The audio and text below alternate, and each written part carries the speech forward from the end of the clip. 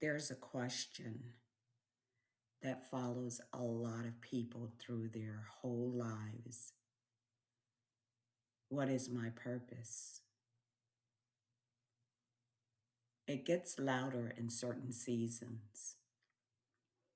When a career ends, when the kids grow up, and the house goes quiet, when a relationship changes shape, when you finally get the thing you worked years for, and it doesn't answer the question underneath it. Or when you simply wake up one ordinary Tuesday and realize a decade has gone by and you still can't explain in a single sentence what any of it meant. So, we search for answers in the places we have been taught to look, in our work, in a calling, and something we love enough to give our time and our lives to. We ask people what they see in us. We ask God for directions, and we wait for a sign clear enough that we'll know exactly what to do. There's nothing wrong with any of that. But I have started to wonder whether the question itself points us in only one direction. We ask, what is my purpose? And immediately return towards the future. What should I do next? Where am I supposed to go?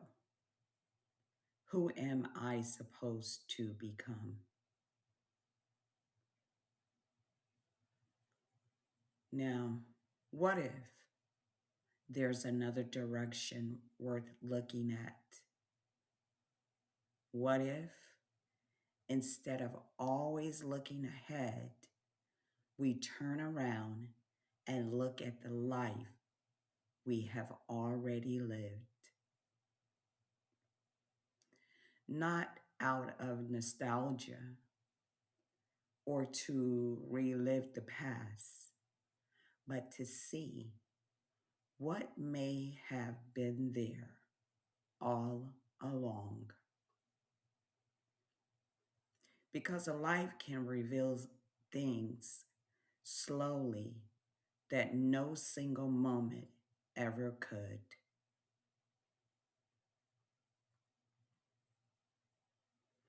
Most of us experience our own lives too close up to understand them. Nobody lives 20 years at once. We live Tuesday, then Wednesday. We make decisions. We encounter disappointments. We have conversations that change us. We take a job. We have a child. We move across the country. An idea lifts us up for a season and then quietly fades. We start something we never finish. We outgrow something we once thought we wanted. And every now and then, something we thought we left behind finds its way back to us. We remember our lives in pieces, and naturally, we file those pieces by when they happened. Like, for example, that was our childhood. That was my first marriage. That was the before the kids. Those were the corporate years. That was a hard stretch. That was something I tried once and eventually let go. We divide a life into chapters so we can hold it in our own minds. But the truest thing about us may not follow those divisions. They can show up again and again in parts of our lives that seem completely unrelated. That might be exactly why purpose is so hard to locate. We keep studying the chapters when we should be tracing what traveled through them. I want you to listen to this very carefully because what I'm about to share is something I almost missed in my own life. I didn't set out to find it. I simply began noticing something that had been there all along. A handful of memories surfaced recently from very different stretches of time. One reached back more than 30 years. I would take my niece and nephew, who were 5 and 6 years old at the time, to the waterfront and tell them stories. They would be the main characters, and with wide eyes, they would hang on to every word.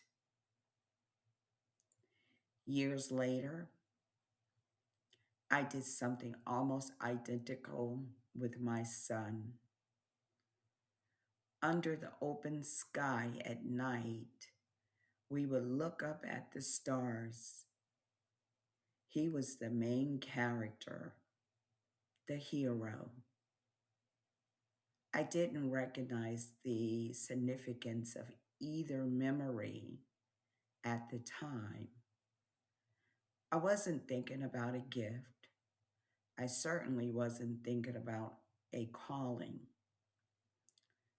I was simply doing something that came naturally to me.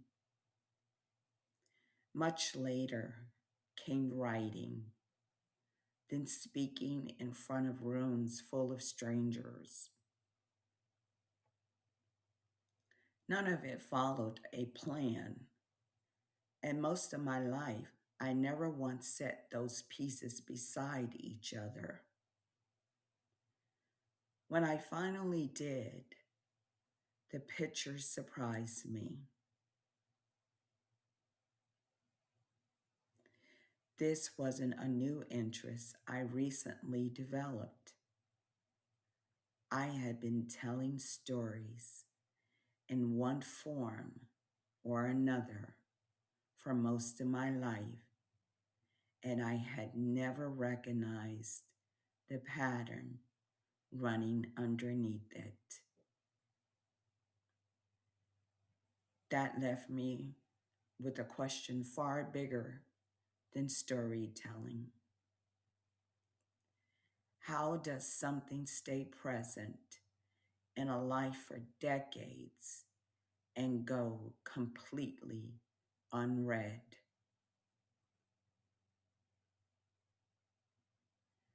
I think part of the answer is that what's closest to us is often what we see least clearly.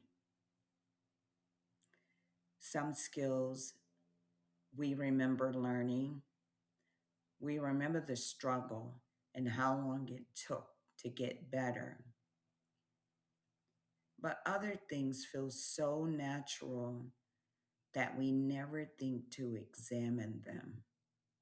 We just say, that's something I've always done. It sounds so ordinary, but listen to it again. I have always done that. There may be something important inside those 5 words. Not necessarily a career or some grand assignment, but something that tells us a little more about who we are. I can tell us what keeps pulling our attention, how we naturally move through the world, and what comes easily to us that may not come as easily to someone else. The trouble is, familiar and being familiar has a way of making things invisible. If people have confided in you since you were young, you may simply think of yourself as a good listener. If you naturally bring order to a mess, you may never see it as unusual. You just walk in and start organizing. If you have always made something beautiful, question what others accepted, gathered people together, or noticed what other people overlooked. You may not think any of it is remarkable. You experience it as yourself.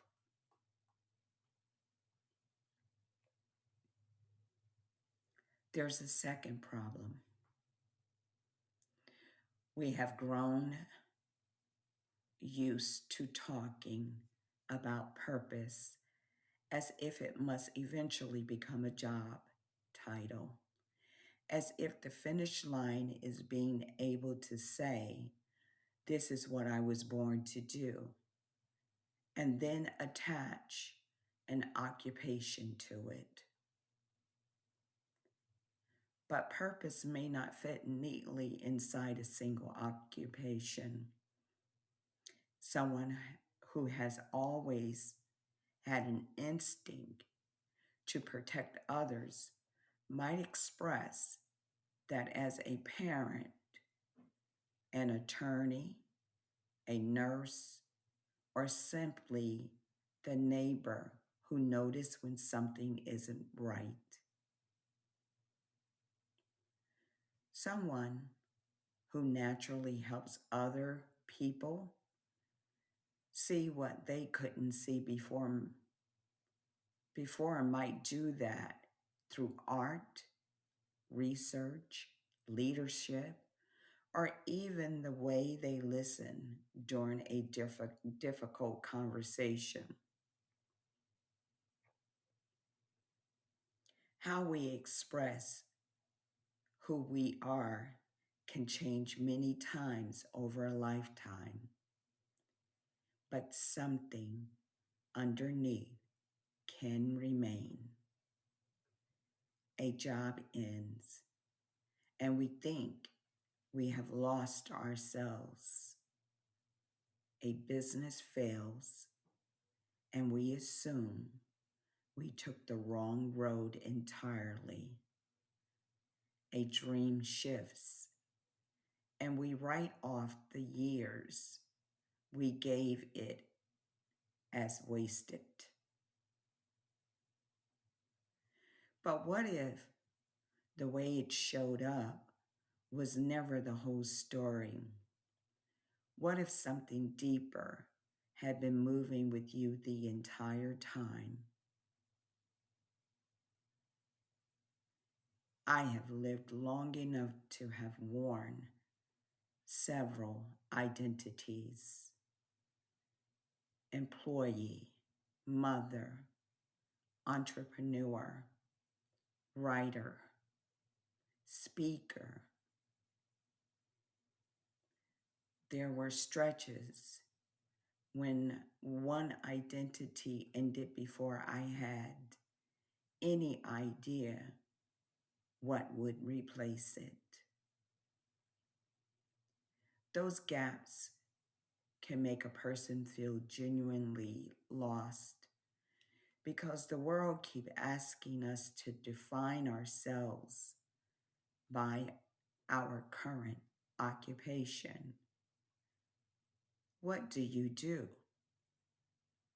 It sounds like a simple question, but underneath it, if you listen closely, there's a second, harder question hiding.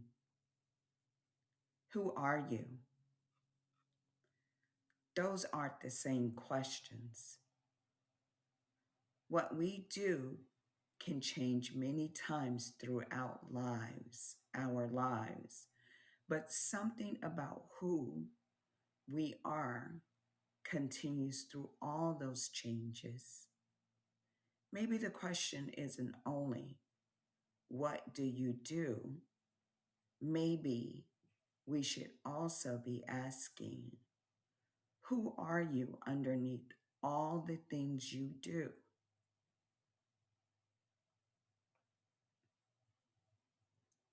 There's something else about purpose worth naming plainly. Time changes what we are capable of seeing. There are things I understand about my own life now that I could not have understood at 30, not because I was foolish then, but because I had not lived enough to see the pattern. You can't recognize a pattern from a single moment. Patterns require repetition. They require distance. They require enough of the picture for us to see what keeps recurring. That means certain truths about our lives may simply be unavailable to us at certain ages, not withheld as punishment, not hidden because we failed some test, simply unfinished. We haven't lived enough of the sentence yet to know what it's saying. I find something forgiving in that. We spend enormous energy believing we should already know. By 25, know your direction. By 30, be established. By 40, surely you understand who you are. And if you reach 50, 60, 70, still holding real questions, it can feel like everyone else got a memo you never received.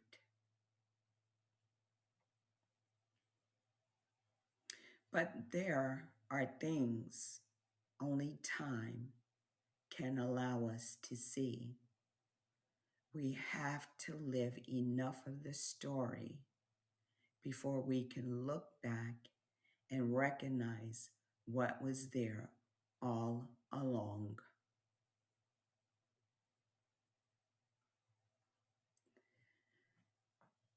This is where my question to God started changing shape. I have asked for direction many times across my life. I have wanted answers clear enough to act on immediately. I have wanted to know exactly where a given road was leading. And like most people, there have been stretches when I genuinely wondered whether I was hearing anything back at all. Setting the pieces of my life beside one another raised the possibility I hadn't seriously entertained before. What if an answer can be present long before we have the capacity to recognize it as one? That thought has stayed with me. We tend to picture an answer as information, a sentence, an instruction, a door swinging open, an unmistakable yes or no. But what if God can also speak through what keeps showing up in our lives, through what keeps quietly reappearing, through the instincts we exercise without ever thinking to call them gifts, through people whose lives happen to intersect with ours at exactly the right moment, through experiences separated by decades that only reveal their meaning once they are finally viewed together. I won't claim that every event in a life is a coded message. I don't think we are required to force that reading onto everything that happens to us. There's a suffering I would never reduce to a lesson. There are losses that don't become simple because we later find some meaning downstream of them. There are things I suspect we are never meant to fully understand, and faith doesn't require pretending otherwise. But I can say this honestly about my own life. I have begun to wonder whether there were seasons when I mistook not understanding God for not hearing God. Those two things are not the same.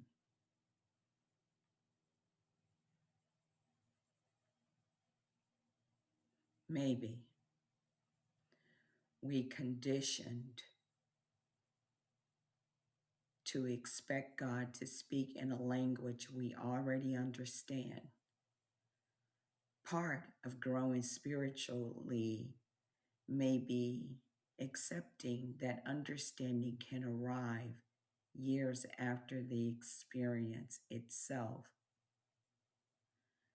Some things happened at 27. Another experience comes at 41. Then another at 56. And one unremarkable day, decades later, all three come into view at once, and suddenly you recognize the connection. The past hasn't changed.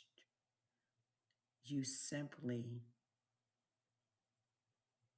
able to see it differently. That's fascinating because revelation isn't only about receiving something new. It can also be seen at last what had been there all along. And this reaches beyond questions of faith. There are people who discover later in life that they have always been an artist. Others realize the question they carried as a child became the foundation of their life work. Someone may move through five unrelated professions before recognizing that each one call upon the same gift. Years once considered wasted may have shaped a way of seeing, understanding, or relating to others that later became essential. None of this mean every road was necessary or that every painful chapter was assigned to us on purpose. It simply means that parts of a life that once seemed completely unrelated may look very different when we finally see them together. And we may not recognize the connection until enough of the story has been lived. There's a real difference between looking backwards to judge a life and looking backwards to understand one. Judgment asks, why did I do that? Why did I waste those years? Why wasn't I further along by now? Understanding asks something greater. What was actually present there? What mattered to me before the world taught me what was supposed to matter? What kept returning even after I tried to ignore it? Where have I felt most like myself? What have I repeatedly given to others without being asked? What has remained even as my life changed? Those questions won't hand you a dramatic revelation. They probably won't produce a new career, and they certainly won't tell you what to do Monday morning. But they may help you recognize something you couldn't see before. The person you are today didn't simply appear out of nowhere. There has been a thread running through your life all along.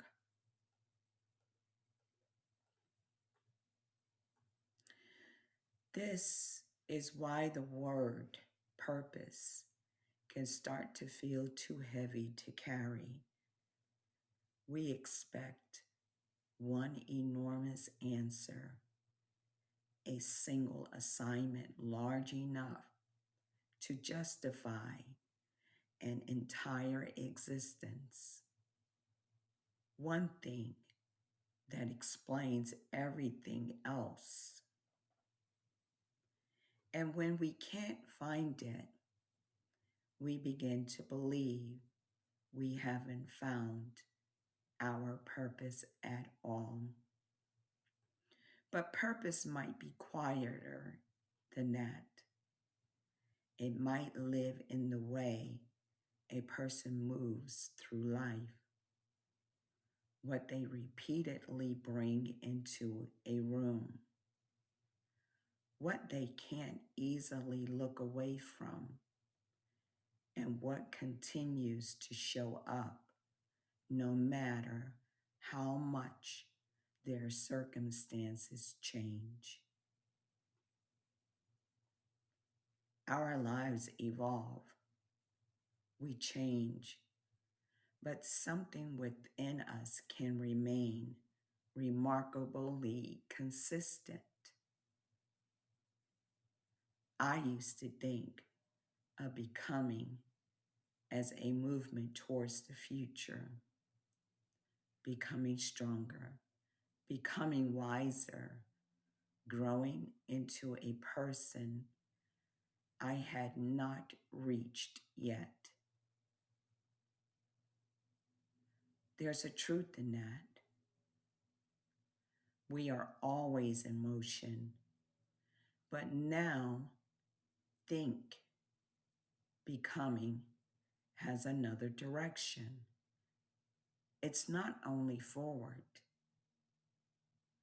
it's inward and backwards, towards recognition, towards understanding, towards seeing every part of yourself as belonging to one continuous story. The child, the young adult who made real mistakes, the person who survived what she didn't expect to survive, the one who dreamed, the one who walked away from that dream, and the one who later found her way back to it. Not separate people, one life.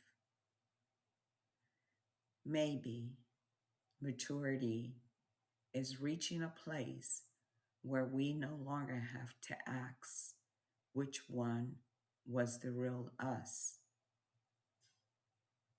They all were, and each one carried a part of us forward.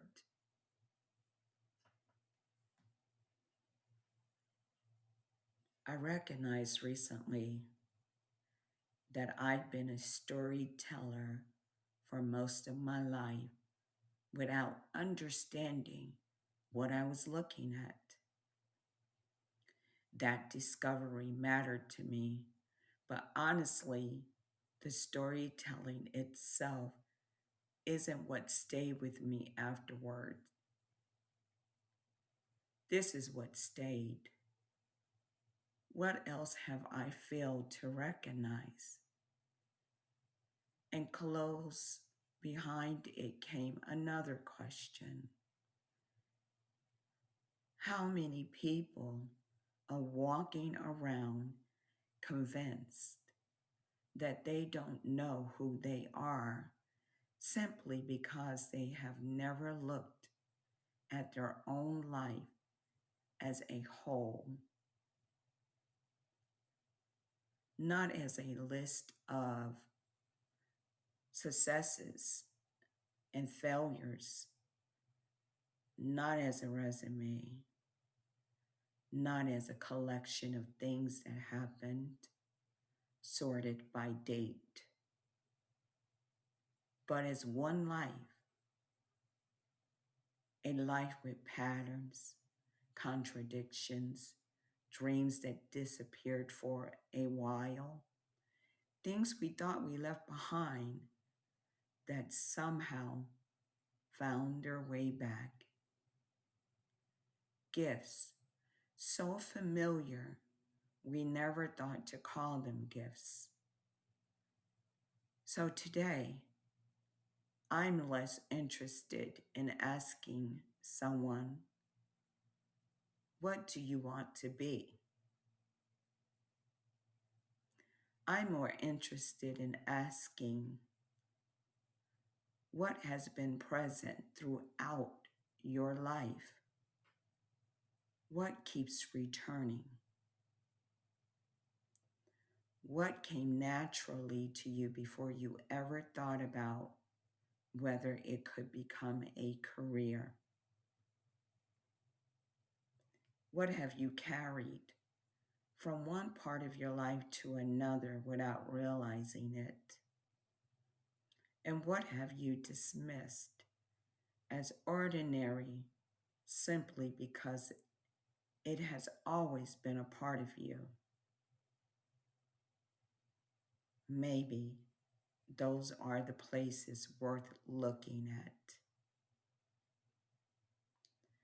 When the same things keep appearing across different parts of life, it may be telling us something about who we are. So set the pieces beside one another. Don't demand that they immediately make sense. Just look. Something may already be there that you have never thought to recognize. I still ask God for direction.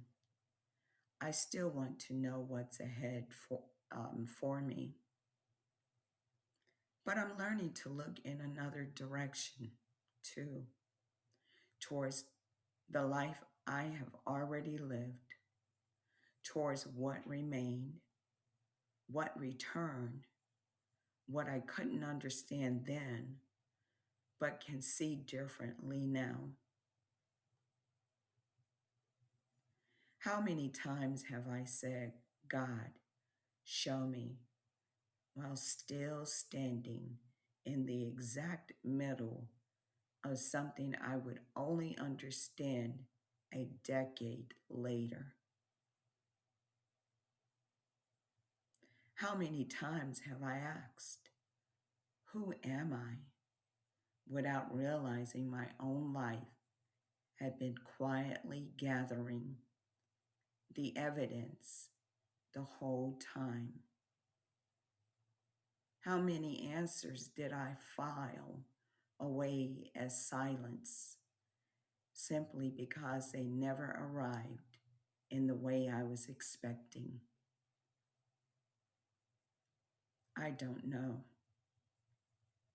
And I suspect I'm not meant to know all of it. Not yet. Maybe not ever. But I know this much.